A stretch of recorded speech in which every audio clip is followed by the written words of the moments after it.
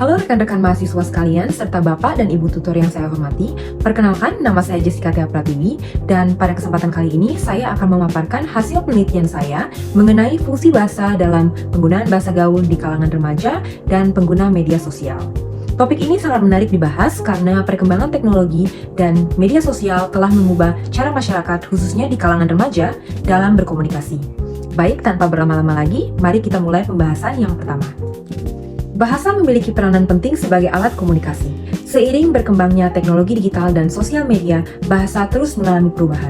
Salah satu bentuk perubahan tersebut yaitu meningkatnya penggunaan bahasa gaul di kalangan remaja. Untuk memahami fenomena tersebut, marilah kita lihat latar belakangnya terlebih dahulu. Bahasa gaul tidak hanya digunakan untuk menyampaikan pesan. Bahasa gaul juga menjadi sarana menunjukkan identitas diri dan sebagai tren komunikasi modern. Bahasa gaul mengalami perkembangan yang cepat melalui sosial media seperti WhatsApp, Instagram, TikTok, X, dan Threads, serta berbagai media sosial lainnya. Penelitian ini bertujuan untuk mengetahui bentuk bahasa gaul yang paling banyak digunakan, faktor yang mempengaruhi penggunaannya, konteks pemakaian, serta fungsi bahasa yang terdapat dalam data slang. Penelitian ini menggunakan teori fungsi bahasa menurut M.A.K. Halliday dan juga Gary Skeraf. Menurut Halliday, bahasa memiliki beberapa fungsi seperti fungsi personal, interaksional, regulasi, dan informasional. Sedangkan menurut Gary Skeraf, bahasa berfungsi sebagai sarana ekspresi diri, komunikasi, integrasi sosial, dan kontrol sosial.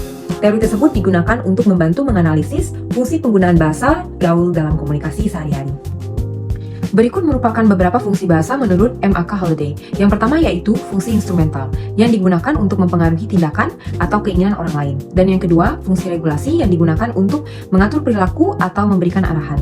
Dan yang ketiga, fungsi interaksional yang digunakan untuk membangun dan menjaga hubungan sosial. Dan kemudian, fungsi personal yang digunakan untuk mengungkapkan emosi, pendapat, dan perasaan penutur.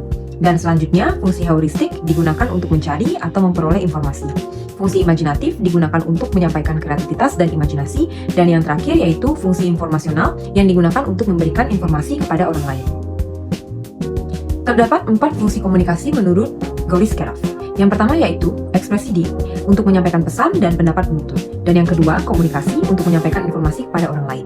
Yang ketiga, integrasi sosial, untuk membangun hubungan sosial dalam masyarakat. Dan yang terakhir, sebagai kontrol sosial, yaitu untuk mempengaruhi sikap atau perilaku orang lain.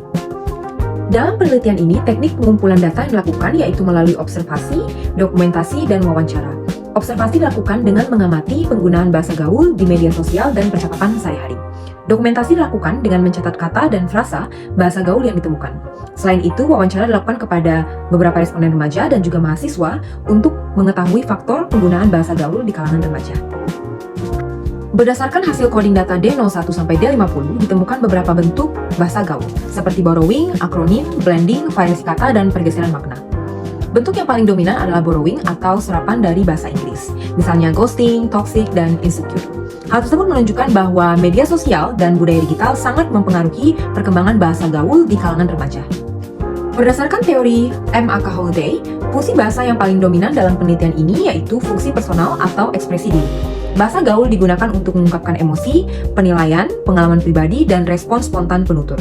Selain itu, ditemukan juga fungsi interaksional, yang digunakan untuk membangun keakraban dan kedekatan dalam hubungan pertemanan melalui kata-kata seperti kuy, ngap, dan skuy.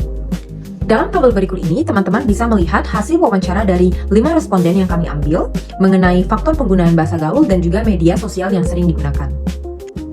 Berdasarkan hasil wawancara beberapa responden, penggunaan bahasa gaul dipengaruhi oleh media sosial, lingkungan pertemanan, serta perkembangan tren komunikasi modern. Bahasa gaul paling sering digunakan dalam chatting, media sosial, percakapan dengan teman sebaya, dan situasi informal sehari-hari karena dianggap lebih santai, akrab, dan mudah digunakan untuk mengekspresikan diri. Berdasarkan hasil penelitian ini, fungsi bahasa yang paling dominan dalam penggunaan bahasa gaul adalah fungsi personal atau ekspresi diri. Bentuk bahasa gaul yang paling banyak ditemukan adalah borrowing atau serapan dari bahasa Inggris.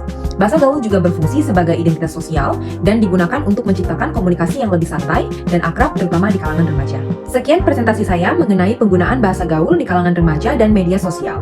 Semoga penelitian ini dapat menambah pemahaman kita mengenai fungsi bahasa dalam komunikasi sehari-hari. Terima kasih.